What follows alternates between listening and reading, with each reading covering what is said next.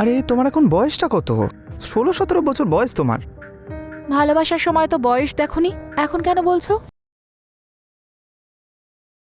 ভালোবাসার সময় তো মুড দেখতে হয়, তাই না?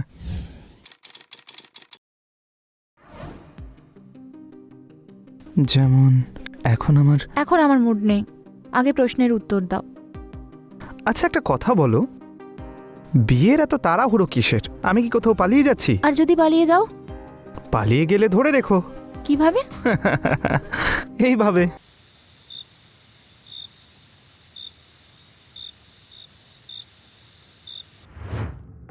তুমি বিয়ে কবে করবে? আরে তোমার এখন বয়সটা কত? 16-17 বছর বয়স তোমার।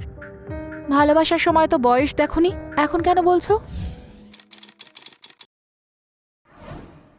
ভালোবাসার সময় তো মুড দেখতে হয়, তাই না?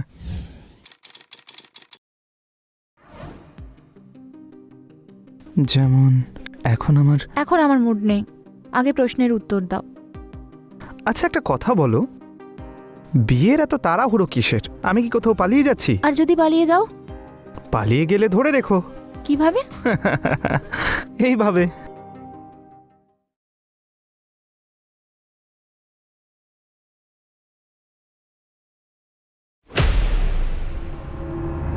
তুই?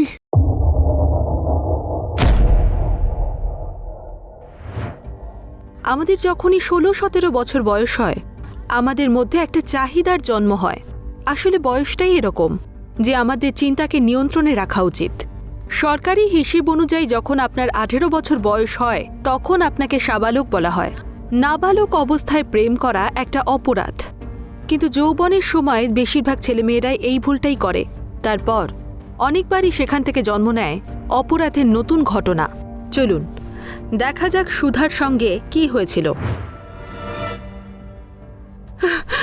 ইন্সপেক্টর স্যার, আমাকে সাহায্য করুন। আমার মেয়ে। আপনি প্লিজ বসুন, প্লিজ বসুন। কি হয়েছে? এত ভয় পেয়ে আছেন কেন? আমার মেয়ে কাল রাত থেকে বাড়ি ফেরেনি। চলে আসবে, হতে পারে কোনো বন্ধু বা আত্মীয়র বাড়িতে গেছে। না না, ওর 16 বছর বয়স, ওর কোনো বন্ধু টন্ধু নেই, শুধু ওই অপদার্থ ছেলেটা ছাড়া। কে? ওর নাম বিকাশ স্যার। আমার মেয়েকে ওর ভালোবাসার জালে ফাঁসিয়ে রেখেছে, আর ও লুকিয়ে লুকিয়ে এসে দেখা করে। আমার খুব ভয় করছে, ও আবার আমার মেয়ের সঙ্গে কিছু করবে না তো? দেখুন, আপনি ভয় পাবেন না। আচ্ছা, ওর কোনো ছবি আছে? হ্যাঁ আছে তো, এই যে।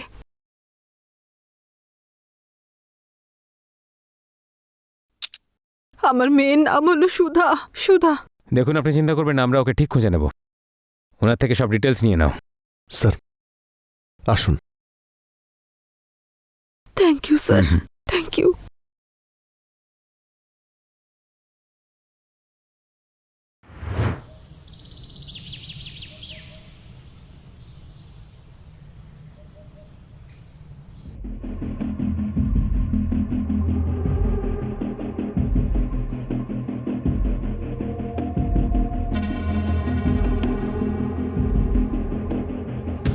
কিছু জানতে পারলে?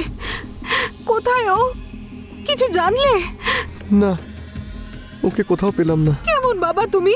বাবা হওয়ার কোনো কর্তব্যই পালন করো না। আমি কতবার বারণ করেছিলাম আমার মেয়ের সঙ্গে যেন ওই ছেলেটার নাম এসে, কিন্তু তুমি আমার একটা কথাও শোনো না। যদি আমার মেয়েটার কিছু হয়ে যায়, আমি সারা জীবনও তোমার সঙ্গে কথা বলবো না। আরে ও তো আমারও মেয়ে, ওকে নিয়ে আমারও টেনশন হচ্ছে। হ্যাঁ, তাহলে বাবা হওয়ার কর্তব্য পালন করো। খুঁজে আনো ওকে, যেখান থেকেই হোক। ওকে যেখান থেকে হোক রমা, খুঁজে নিয়ে রমা, তুমি এসো। শান্ত হও, রমা। সব ঠিক হয়ে যাবে। আসলে কি ঘটেছিল সুধার সঙ্গে? একজন মায়ের কাছ থেকে যদি তার সন্তান কিছুক্ষণের জন্য হলেও দূরে সরে যায়, তাহলে সেই মায়ের উপর দিয়ে কি যায় সেটা তো আপনি বুঝতেই পারছেন। আর এখানে সুধাকে সারা রাত ধরেই খুঁজে পাওয়া যায়নি। পুলিশ বিকাশকে খোঁজার জন্য টিম পাঠিয়েছিল, আর বিকাশ ধরা পড়ে গিয়েছিল।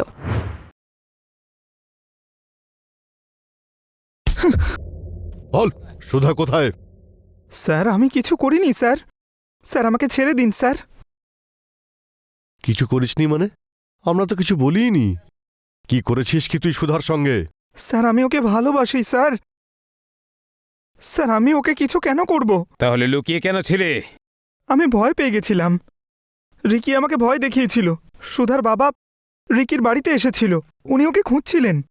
আর সুধার মা পুলিশের কাছে গেছিল কমপ্লেন করার জন্য। স্যার আমি কিছু বুঝতে পারিনি স্যার, আমি ভয় পেয়ে গেছিলাম স্যার। যদি তুই কিছু না করে থাকিস তাহলে ভয় পেলি কেন? স্যার কারণ ওই রাতেও আমার সঙ্গে ছিল স্যার। নাবালিকার সাথে প্রেমের সম্পর্ক তৈরি করা আইনত অপরাধ। একটা মেয়েকে প্রেমের জালে ফাঁসিয়ে ভুলভাল বুঝিয়ে ওর সঙ্গে শারীরিক সম্পর্ক তৈরি করে ওকে গায়েব করে দিলি, এটাকে তুই ভালোবাসা বলিস? স্যার আমি ভালোবাসতাম স্যার। আমি ওই দিন রিকিকে বললাম সুধাকে ড্রপ করে দিতে, কারণ ও ওর কলোনিতে থাকে স্যার। তার মানে সুধা রিকির সঙ্গে গিয়েছিল? হ্যাঁ স্যার। আর স্যার রিকি যখন সুধাকে ড্রপ করেছিল তখন ও আমাকে বলেও ছিল। এই রিকিকে ধরো, আর সুধার কলোনির আশেপাশে যদি কোনো সিসিটিভি ক্যামেরা থাকে সেগুলোর ফুটেজ বের করো। Okay sir. বিকাশ কি সত্যি কথাই বলছিল যে ও সুধাকে মারেনি, নাকি এটা ওর আর ওর বন্ধু রিকির কোনো প্ল্যান ছিল? সুধা বিকাশকে বিয়ে করতে চেয়েছিল। বিকাশ যদি কিছু না করে থাকে তাহলে ও পালালো কেন? সুধাকে কি সত্যিই রিকি বাড়িতে ড্রপ করে দিয়েছিল? এই বিষয় তো রিকি ধরা পড়ার পরেই জানা যাবে।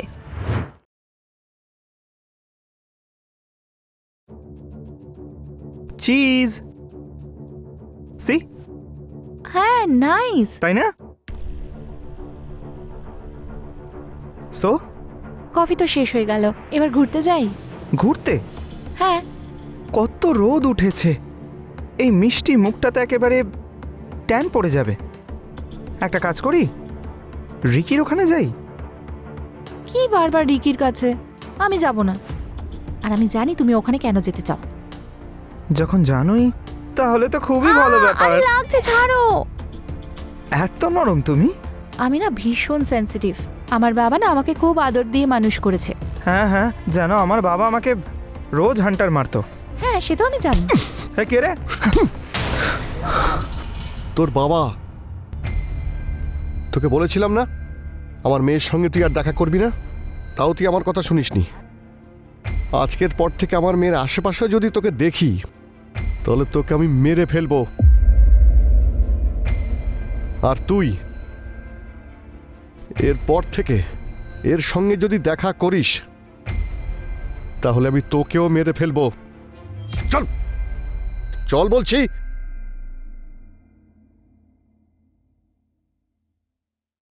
ওই দিনই যদি ওই ছেলেটার নামে পুলিশে কমপ্লেন করতাম তাহলে আমার মেয়ের এই বিপদ হতোই না। ওই ছেলেটাই আমাদের মেয়েকে আমাদের কাছ থেকে কেড়ে নিয়েছে। এই ধরনের ছেলেদেরকে আমি খুব ভালো করেই জানি। শুধু আমার মেয়েটা ভালোই ভালোই ফিরে আসুক ভগবান, আমি আর কিচ্ছু চাই না। হ্যালো, কি?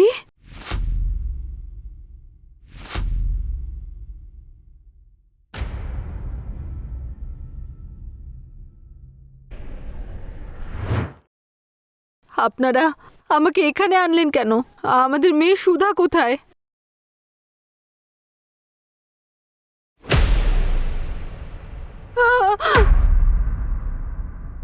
না, আমার মেয়ে, আমার মেয়ে, আমার মেয়ে সুধা, আমার মেয়ে।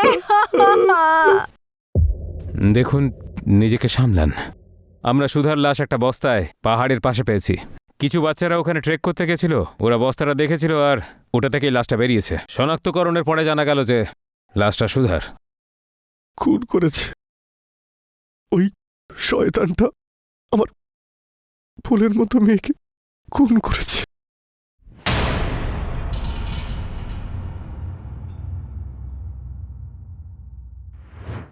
তাহলে সুধাকে কে হত্যা করেছিল? সুধাকে পাওয়া যাচ্ছিল না, সেই জন্য ওর বাবা মায়ের আশা ছিল যে ও ফিরে আসবে। কিন্তু নিজের মেয়ের মৃতদেহ দেখে সেই আশাও ওদের ভেঙে যায়। পুলিশেরা অনেক রকমভাবেই তদন্ত করেছে, কিন্তু কোনো দিক থেকেই সূত্রপাত হচ্ছিল না। তারপরই পুলিশের হাতে রিকি ধরা পড়ে। ওকে স্যার, জয় হিন্দ। স্যার, রিকিকে নিয়ে এসেছি, লকআপে আছে। চলো এবার রিকিকে একটু জামায়াদর করা যাক। সুধাকে কেন মেরেছিস বল। স্যার স্যার আমি কিছুই করিনি স্যার, আমি তো এদের দুজনের ঝামেলায় ফেসে গেলাম। যদি তুই কিছু নাই করে থাকিস তাহলে লুকিয়েছিলি কেন? স্যার, এ মনে হয় নতুন এক গল্প শোনাবে। সুধাকে এই খুন করেছে, তাই জন্য ও পালিয়েছিল। ধরা পড়েছে, তাই ও নাটক করছে। তাহলে এর কাহিনীটা একটু শুনে নেওয়া যাক, চল বলে ফেল। স্যার আমার মনে হচ্ছে সুধাকে ওর বাবাই মেরেছে স্যার। একজন বাবা তার মেয়েকে কেন মারবে? কারণ স্যার উনি সুধা আর বিকাশের রিলেশনটা নিয়ে খুব রেগেছিলেন। আর স্যার উনি তোকে প্রাণে মেরে ফেলার হুমকিও দিয়েছিলেন। আর তারপর ওরা দুজন চুপি চুপি আমার বাড়িতে চলে এসেছিল।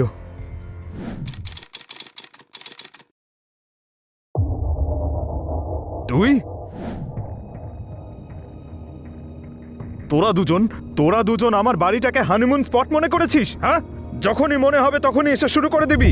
কি বাজে কথা বলছো তুমি? মাথা খারাপ হয়ে গেছে তোর? হ্যাঁ মাথা খারাপ হয়ে গেছে, মাথা খারাপ হয়ে গেছে আমার। আরে ওর বাবা তোদের দুজনকে হুমকি দিয়েছিল না, মেরে ফেলবে তোদের দুজনকে। তবুও কি করছিলি তোরা এখানে? তুই টেনশন কেন নিচ্ছিস? আমি আছি তো। কেন নেব না টেনশন? হ্যাঁ, আরে এটা আমার বাড়ি ভাই, আর তোরা দুজন এটাকে হানিমুন স্পট বানিয়ে দিয়েছিস। আরে এই বাচ্চা মেয়েটা, এর এত প্রেমের নেশা চড়েছে যে কিছুই বুঝতে পারছে না। পড়াশোনার বয়সে এই সব করে বেড়াচ্ছে ও। এই একটু বেশি কথা বলছিস তুই। বলতে হবে আমায়, বলতে হবে ভাই। আমি বললাম না তোকে ওর বাবা তোদের দুজনকে হুমকি দিয়েছে। এখন শোন, এরপর যদি কোনো সমস্যা হয় তাহলে কে ভুগবে? তুই বল, কে ভুগবে? তুই টেনশন নিস না, আমি সবটা দেখে নেব। আরে কি টেনশন নেব না? এই তোদের দুজনের মজার চক্করে না তোরা আমাকে মারবি একদিন। দেখো আমি যাচ্ছি, ওকে বলে যেন আমার সঙ্গে ভদ্রভাবে কথা বলে। আর এটাও বলে দাও যে আমি ওর হবু বৌদি। আমার কথা মন দিয়ে শোনো, আমি যা কিছু বলছি তোমাদের দুজনের ভালোর জন্য বলছি। চিন্তা হচ্ছে তোমাদের নিয়ে। এখন অনেক রাত হয়ে গেছে, তুমি একা যাবে না, আমি ছেড়ে দেবো তোমায়। বাইরে ওয়েট করো। ভাই তুই শুধু মজা করার জন্য এইসব করছিস? দেখ, ও একটা বাচ্চা মেয়ে, নতুন বয়ফ্রেন্ড বানাবে, সবকিছু ভুলে যাবে। তুই কেন এই বিষয়টা নিয়ে এত চিন্তা করছিস? ও ভুলে যাবে, ওর বাবা ভুলবে না। তুই না শুধু শুধু টেনশন করছিস, আর আমাকেও দিচ্ছিস। দিস না ভাই, যা ছেড়ে আয় ওকে।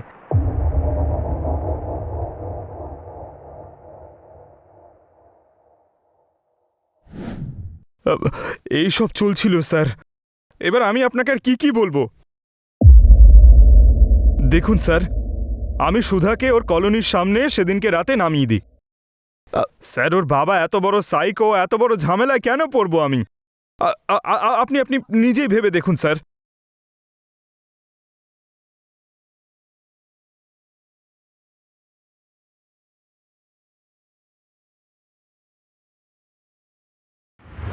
রিকি ধরা পড়ার পরে পুলিশের জিজ্ঞাসাবাদের পরে একটা নতুন অ্যাঙ্গেল থেকে কেসটাকে দেখার সুযোগ পেল তারা। তাহলে রিকি আর বিকাশ কি সত্যি সুধাকে হত্যা করেনি? তাহলে কি এই মামলা অনার কিলিং এর বিষয় হতে পারে? একজন বাবা কি তার মেয়েকে কোনো রকমভাবে হত্যা করতে পারে? আজকালকার জগতে যে সকল ঘটনা আমরা দেখতে পাচ্ছি, এটা কোনো বড় বিষয় নয় যে একজন পিতা তার মেয়েকে হত্যা করতে পারে। কারণ মানুষ যখন তার জ্ঞান হারিয়ে ফেলে তখন তারা ভালো মন্দের বিচার করতেই ভুলে যায়, এমন কিছু করে বসে যার ফলে তাকে সারা জীবন ধরে অনুশোচনা করতে হয়।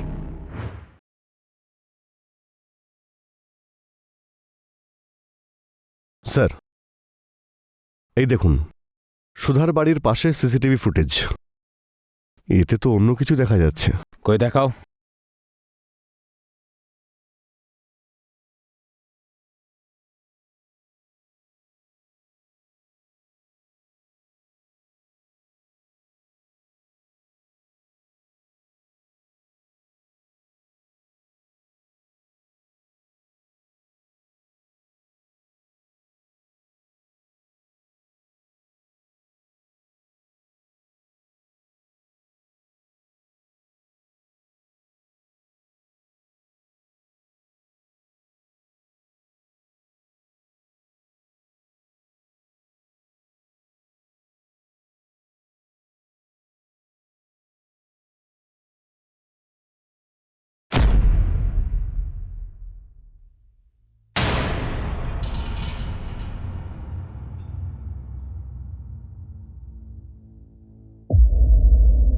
কেসটা তো একদম অন্য মোড় নিয়ে নিল।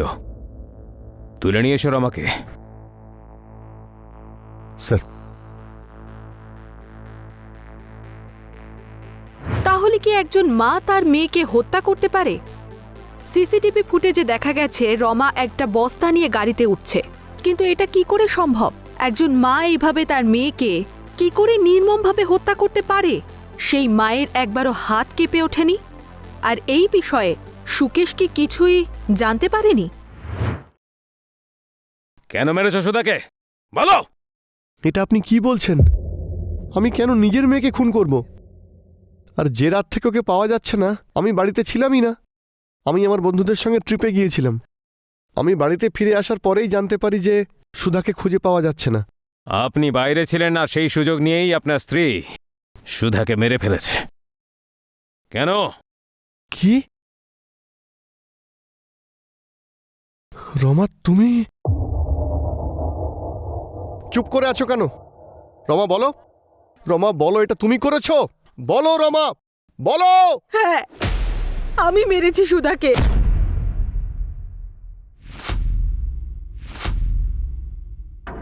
আমি হাজারবার বারণ করা সত্ত্বেও ও ওই ছেলেটার সঙ্গেই মিশছিল। ওই ছেলেটা আমার মেয়ের জীবন শেষ করে দিচ্ছিল, কিন্তু আমার মেয়ে ওর প্রেমে পাগল ছিল। ও তো জানতোই না কোনটা ঠিক কোনটা ভুল।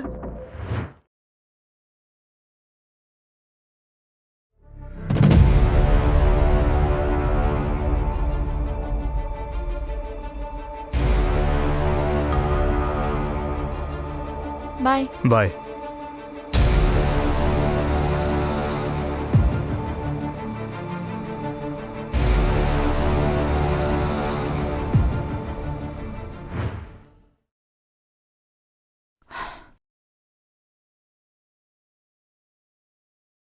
দাঁড়া, কি হয়েছে মা?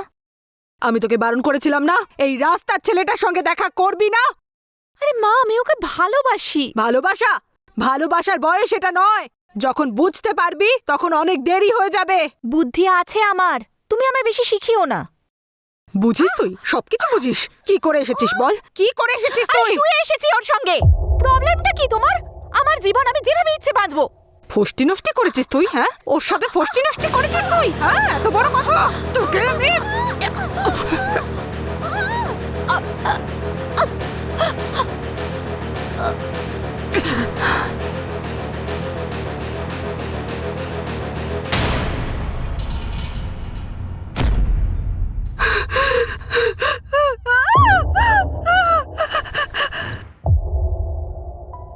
আমি আমার রাগ নিয়ন্ত্রণ করতে পারিনি। না চাইতেও আমি আমার মেয়েকে মেরে ফেলেছি। আমি দেখতে পারছিলাম না যে ওর নিজের জীবনটা এইভাবে শেষ করে ফেলছে। তাই আইন নিজের হাতে নিয়ে নিলেন? আপনি তো ওর কাউন্সিলিংও করাতে পারতেন। অপরাধ যে ভাবনা থেকেই করা হোক না কেন, তা অপরাধী হয়। এবার পচো জেলের মধ্যে।